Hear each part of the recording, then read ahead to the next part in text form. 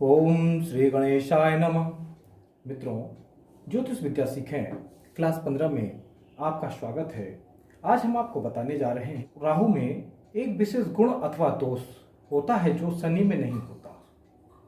अब मित्रों, बात क्या है कि हम राहु को इतना महत्व क्यों देते हैं? राहु केतु है क्या? मित्रों, सबसे आवश्यक चीज तो ये है कि यह है पृथ्वी जिस रास्ते से सूर्य का चक्कर लगाती है और चंद्रमा जिस रास्ते से पृथ्वी का चक्कर लगाता है, तो चंद्रमा जिस रास्ते से पृथ्वी का चक्कर लगाता उसी रास्ते की जो कटान भाव है, कटान बिंदु जो है, उस कटान बिंदु को एक राहु है, दूसरा केतु है। अब ये चूंकि इनका कोई स्वरूप नहीं है और यह है छाया ग्रह, लेकिन इनका महत्व क्या है? इनका सबसे ज्यादा महत्व यह है कि राहु जो होता है वो अगर किसी भाव में स्वतंत्र रूप से बैठा है, उस भाव पर कोई दृष्टि नहीं पड़ रही है, तो वो राहु क्या है? वो एक नपुंसक की तरह है। लेकिन यदि उस राहु पर किसी ग्रह की दृष्टि पड़ जाए तो वह राहु बलवान हो जाता है। अब राहु किन किन चीजों का कारक है? तो राहु है छत्र का, चमर का और राज्य का, संग्रह का, कुतर्क का, मर्मछेदी और जुआ, संध्या, समय बलि, दुष्ट स्त्री गमन, अन्य देश गमन, जादू, सर्प, वृद्ध, वाहन, नागलोक आदि का कारक है। इससे बहुत सी चीजें हैं जो हमने आपको बताया है, इनके अलावा भी हैं, जैसे महानपन, विषम स्थानों में भ्रमण, पर्वत पीड़ा, बाहर का स्थान, दक्षिण पश्चिम दिशा, पशुओं से मैथुन करना और दाईं ओर से लिखी जाने वाली भाषा जैसे उर्दू आदि, इनका यह जानकार होता है। अब राहु में इतनी तो कलाएं हैं और इन कलाओं के साथ में राहु में एक कला और भी है जो विशेष गुण है उसका, जो शनि में भी वह गुण नहीं होता है, या ये कहें कि शनि से ज्यादा राहु में होता है क्या? अंधकार। अब हम ये बात करते हैं कि क्यों कहा गया है, आखिर प्रकाशहीनता का दोष क्यों है इसमें? इसके लिए इसके गुणों का समावेश एक ही वाक्य में पूरे ज्योतिष शास्त्र में कह दिया गया है कि शनिवत राहु, अर्थात शनि के समान राहु, शनिवत राहु। और ये राहु जो है ये शनि के समान कहा गया है। क्या है ये? शनि की तरह मूर्ख है, शनि की भांति लंबा है, शनि की भांति अभाव का कारक है, शनि की भांति रोग का कारक है और शनि की भांति ये विलंब करने वाला एक ग्रह है। राहु में एक विशेष गुण अथवा दोष क्या है जो शनि में नहीं? वह यह है कि राहु घटनाओं को अकस्मात घटित करने की क्षमता है।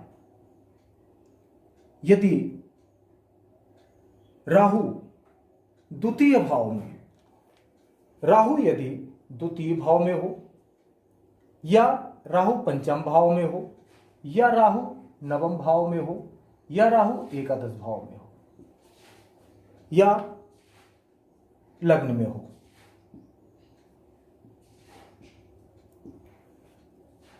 अगर राहु इन किसी भी घरों में, जन्म कुंडली की किसी भी घर में राहु है, तो राहु क्या करता है? यदि राहु कहां पर है? 9वें में है और 11वें या 11वें में है, तो यदि 9वें में 11वें में है तो इसमें क्या होना चाहिए? कैसे यह बलवान होगा? यदि कोई ग्रह इसके साथ में बैठा हो या उस पर कोई शुभ ग्रह दृष्टि डाल रहा हो, तो मान लीजिए गुरु आदि की यदि दृष्टि इसकी पड़ती है, तो यदि गुरु तृतीय भाव में स्थित है, तो तृतीय भाव में स्थित गुरु की दृष्टि कहां कहां पड़ेगी? 9वें भाव में और 11वें भाव में। इन दोनों भाव में 1 2 3 4 5 6 7 सप्तम दृष्टि और 8 9 ये नवम दृष्टि। तो गुरु की दृष्टि जब राहु में पड़ेगी, यदि वो नवम भाव में स्थित राहु है और गुरु तृतीय भाव में है, तृतीय भाव से यदि यहाँ सप्तम दृष्टि पड़ती है, तो ये राहु या यह राहु दोनों सप्तम नवम, नौवें भाव में बैठे राहु या 11वें भाव में बैठे राहु को गुरु की जब दृष्टि पड़ती है, तो वह क्या होता है, बलवान हो जाता है। बलवान होकर के वह क्या करता है, क्या क्या देता है आपको, वह अचानक सहसा बिना आशा के आपको वह धन प्रदान करता है। अब कैसे यह राहु या यह राहु आपको जुआ से, सट्टा से, लॉटरी से कैसे भी धन आपको प्रदान करेगा, यदि राहु पंचम भाव में हो, और पंचम भाव का राहु इसी के साथ में यदि गुरु बैठ जाए, क्योंकि गुरु की हम बात इसलिए कर रहे हैं क्योंकि गुरु धन कारक ग्रह है और गुरु द्वितीय भी है यहाँ पर। अभी हम द्वितीय की भी बात करते हैं, अभी हम द्वितीय की भी बात करते हैं कि गुरु यदि पंचम भाव में बैठ जाए और यहीं पर राहु बैठ जाए, तो यह भी अचानक बिना आशा के आपको धन प्रदान करेगा। इसमें धन देने की शक्ति है, क्योंकि ये भाव जो है ये धन कारक भाव है, ये भी धन कारक भाव है, ये भी धन कारक भाव है और ये भी धन कारक भाव है। तो जो भाव धन कारक हो, इन भावों में यदि राहु बैठा है और लग्न भी धन कारक है, क्योंकि जब भी हम किसी कुंडली का विवेचन करते हैं तो जिस के संबंध में हमें कुंडली का विश्लेषण करना है, तो लग्न से उसका विश्लेषण किया जाता है। जैसे पत्नी के लिए करना है तो लग्न और सप्तम भाव, यदि हमें पुत्र के लिए करना है तो लग्न और पंचम भाव, यदि पिता के लिए करना है या धर्म के लिए करना है तो लग्न और नवम भाव, यदि हमें धन के लिए करना है तो लग्न द्वितीय भाव, लग्न पंचम भाव, लग्न नवम भाव और लग्न से एकादश भाव। इन भावों का विश्लेषण करने के पश्चात ही धन की संबंध में विश्लेषण किया जा सकता है। तो इसी बात को लेकर के हम आगे आपको बताते हैं कि यदि पंचम भाव में राहु या गुरु बैठे हों तब, या राहु नवम भाव में बैठा हो या एकादश भाव में बैठा हो, तो नवम भाव में पंचम दृष्टि और एकादश भाव में सप्तम दृष्टि से गुरु राहु को देखते हैं। ऐसे स्थिति में भी अचानक धन प्रदान करता है, सट्टा से, लॉटरी से, शेयर बाजार से या जुआ से, किसी भी तरह से वो आपको धन प्रदान करेगा। ये राहु की सबसे बड़ी खासियत है, जो ये शनि में नहीं है।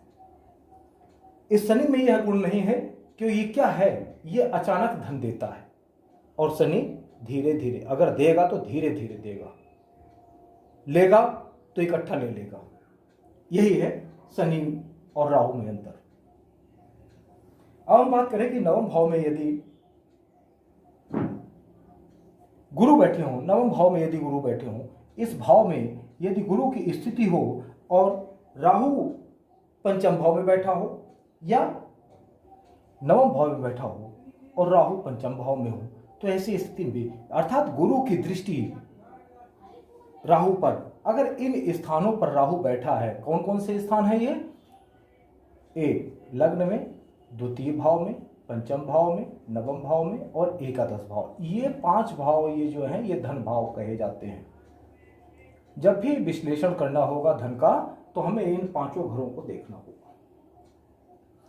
अब राहु यदि इन 5 घरों में कहीं भी बैठा है और उस पर गुरु की दृष्टि पड़ रही होगी, दृष्टि, गुरु की दृष्टि कौन कौन सी है, 1, 5, 7 और 9, इन 4 भावों को गुरु देखता है।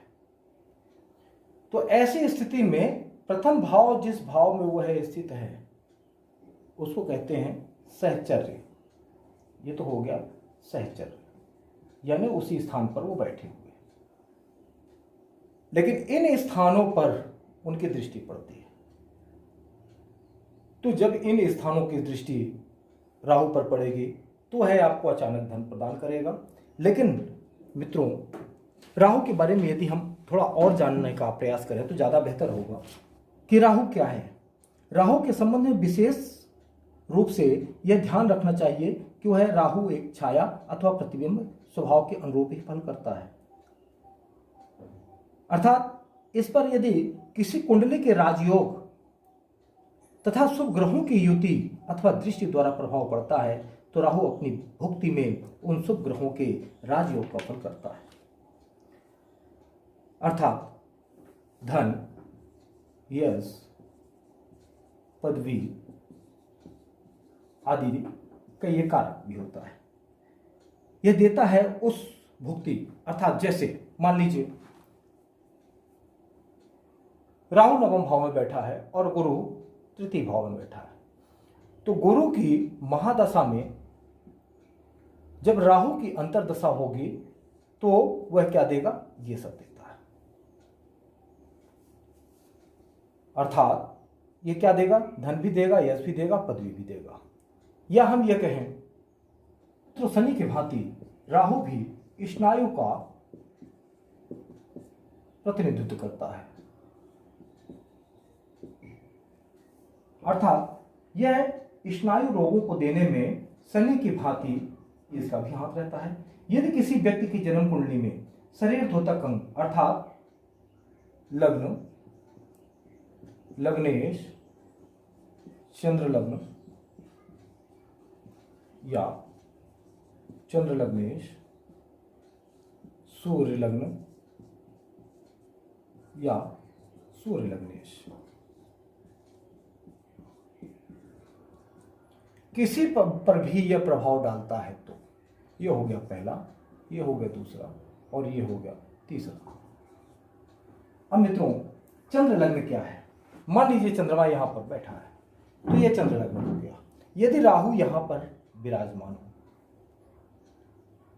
या शनि पर उसकी दृष्टि पड़ रही हो या चंद्रमा यहां विराजमान हो उसके साथ में राहु हो, यदि शनि यहां पर विराजमान हो या और इसके साथ में राहु बैठ गए हो,